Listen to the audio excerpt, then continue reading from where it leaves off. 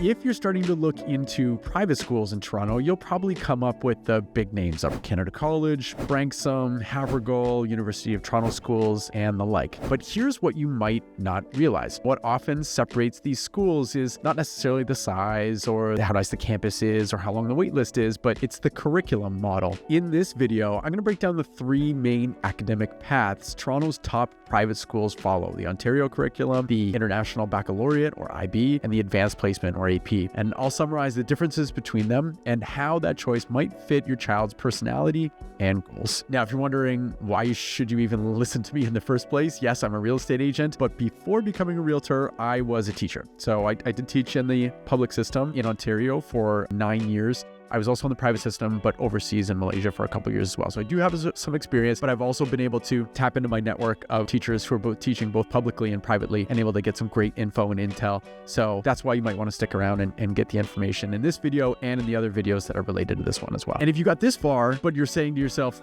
I can't afford private school, why am I even watching this? IB and AP are offered in a handful of TDSB schools. So you will want to check out the TDSB website to see what schools you could potentially have your child be involved in those kinds of programs. This video, by the way, is not necessarily about individual private schools, but I am going to have other videos in this series about those. So you're going to want to stick around if you're seeing this one and you don't see them on the channel yet. They are coming. I am going to talk about all girls schools, all boys schools, and the most sought after mixed gender schools as well. Let's start with the foundation. Every private school in Toronto that awards an OSSD or an Ontario Secondary School diploma, they have to teach the Ontario curriculum. They have to follow the standards that are provided by our provincial government. That's the foundation. Now, where schools will differentiate themselves is how they layer onto it. So some are going to build a globally recognized framework like the International Baccalaureate Program or IB on top, and then others offer specialized courses through the Advanced Placement or the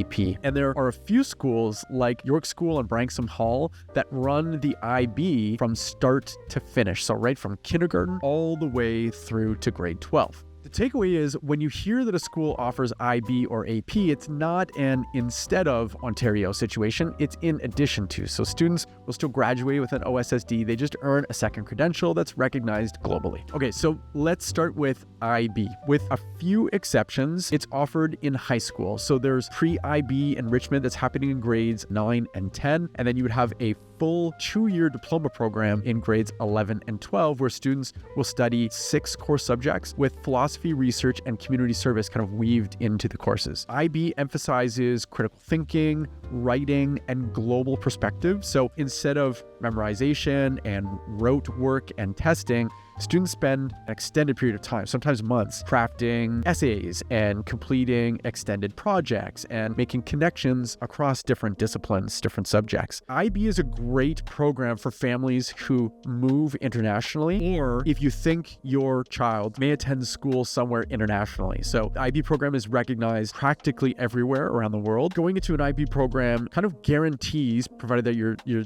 child is successful in the program, that as long as they have kind of strong enough scores and everything like that, they could get into any school in the world, and they're not necessarily limited to just Canadian schools. Now, don't get me wrong, just an OSSD can also get you into schools around the world. The school that I taught in Malaysia, the private school, at first we only offered OSSD, the Ontario Secondary School Diploma, and students they were living in Malaysia and could take that diploma and go to school in Australia or England or whatever the case is. But IB is definitely a more academically rigorous program that has that international recognition. So the IB program is definitely geared towards the academically inclined. So they're asked to do things that are not expected from the Ontario curriculum. The diploma program, again, the grade 11, grade 12, very immersive program, has a great reputation for preparing students for post-secondary education, but it is extremely regimented and it is a very kind of high stakes, high stress environment. So you have to assess whether your child would thrive in that kind of environment. Now let's talk AP, Advanced Placement. So this approach has a little bit more of a like North American feel to it, I guess. Instead of one big program like IB, AP offers individual university level courses in specific subjects. So things like AP Biology, AP English, AP Calculus, just as examples. So students can take as many or as few as they like. They write standardized exams at the end of the year, and many universities in Canada and the US grant credits for strong scores from those standardized exams. Potentially a really big advantage. So AP is perfect for students who know what their academic strengths are relatively early on. So for example, for me, like I really liked math when I was a kid and I was pretty good at it. So I would have done the AP math courses for sure and probably the science level courses, but I didn't love English, just as an example. So AP is academically rigorous, but it does give more flexibility because you're picking and choosing, as opposed to IB, which is like fully immersed program. Now the question that every parent is eventually going to ask is, what is better, IB or AP? And really the answer is that it depends on your kid. IB, it tends to be better for stronger generalists, so thinkers who like to connect ideas, they can manage big workloads, and they thrive on structure and can thrive under stressful circumstances as well, which I mentioned before. AP students tend to be strong specialists. They go deep on what they love and what they're showing like an early propensity for, just as an example. IB can be all-consuming. So if your child's strengths are more focused, or if they have more extracurricular commitments, playing a lot of sports or something like that, flexibility of an AP program might be a better fit. Whether you're choosing a school for your child or just starting your research, understanding how IB, AP, and the Ontario curriculum overlap and work and kind of weave together will make your search far less overwhelming. If you found this video helpful, it would be a thrill to me if you would hit the like button, if you would subscribe, and if you tell me in the comments, are you leaning more towards IB or AP for your child and why? I'm certainly curious to know as a dad of two young boys. I'm Jamie Harnish. I'm a Toronto real estate agent. I'm a former teacher, and I hope to see you in the next video where we will discuss the most sought after all-girls schools in Toronto.